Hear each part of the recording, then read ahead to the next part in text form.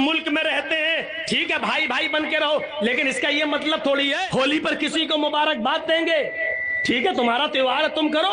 ہمارا تہوار ہم کر رہے ہیں، لیکن ایک مسلمان ہو کر کسی غیر مسلم کو کہے کہ دیوالی مبارک ہو،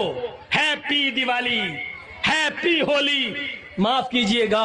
اسی چیز کو ختم کرنے کے لیے تو محمد رسول اللہ صلی اللہ علیہ وسلم آئے، ورنہ یہ آفر تو نبی کو بھی دیا گیا تھا 6 مہینے آپ ہمارے مذہب میں آ جائیے، 6 مہینے ہم آپ کے مذہب میں آ جاتے ہیں۔ کیا کہا تھا اللہ کے نبی صلی اللہ علیہ وسلم نے؟ قرآن کی آیت نازل ہوتی ہے، نہیں، لکم دینکم ولی دین، تمہارے لیے تمہارا دین اور ہمارے لیے ہمارا دین، تم اپنے دین پر رہو، ہم اپنے دین پر رہیں، نہ تم ہمیں ہماری عید کی مبارکباد دو، نہ ہم تمہیں تمہاری دیوالی کی مبارکباد دیں گے، نہ تم ہمیں ہماری بقرعید پر مبارکباد دو، نہ ہم تمہیں تمہارے ہولی پر مبارکباد دیں گے، تم اپنا تہوار کرو، ہم اپنا تہوار کر رہے ہیں۔ یصبح الرجل مؤمنا ویمسی کافر، صبح دیکھو گے مومن ہوگا اور شام ہوتے ہوتے کافر ہو جائے گا۔ ہم اسلام کے اندر پورے کے پورے داخل نہیں ہیں۔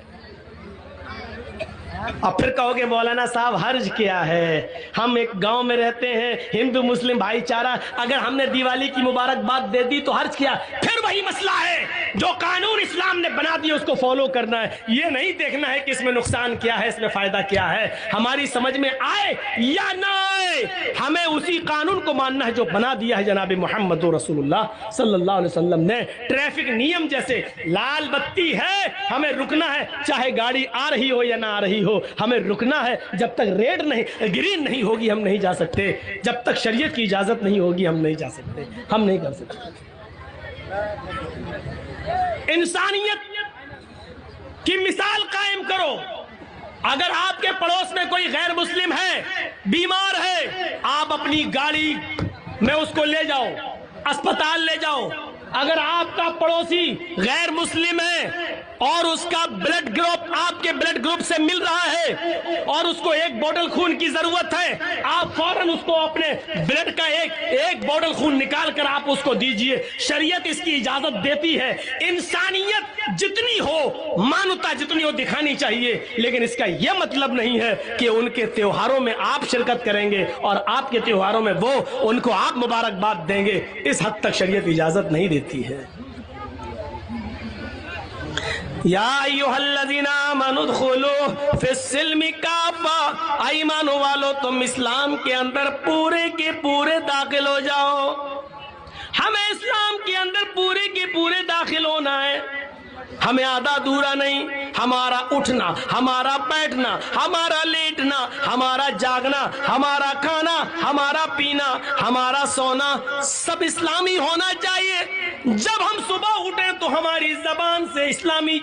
جملہ نکل رہا ہو، الحمدللہ الذی احیانا بعد ما اماتنا والیہ النشور۔ جب ہم کسی سے ملے تو ہماری زبان سے اسلامی جملے نکل رہے ہو، السلام علیکم ورحمت اللہ۔ جب ہم کسی سے مصافحہ کر رہے ہوں اور خیریت پوچھ رہے ہوں تو ہماری زبان سے نکلنا چاہیے الحمدللہ۔ جب ہمیں چھینک آئے تو ہمارا رہن سہن یہ ہونا چاہیے کہ ہماری زبان سے نکل رہا ہو الحمدللہ۔ جب ہم کسی اونچی جگہ پر لفٹ پر چڑھ رہے ہوں یا چھت پہ چڑھ رہے ہوں، سیڑھیوں سے اوپر جا رہے ہوں، تو اس وقت ہماری زبان سے جملے نکل رہے ہوں، اللہ اکبر اللہ اکبر۔ جب ہم لفٹ سے نیچے آ رہے ہوں یا ہوائی جہاز لینڈ کر رہا ہو اور نیچے اتر رہا ہو، یا ہم پہاڑ سے نیچے اتر رہے ہوں یا اپنے گھر کی چھت سے نیچے کی منزل پر آ رہے ہوں، تو ہماری زبان سے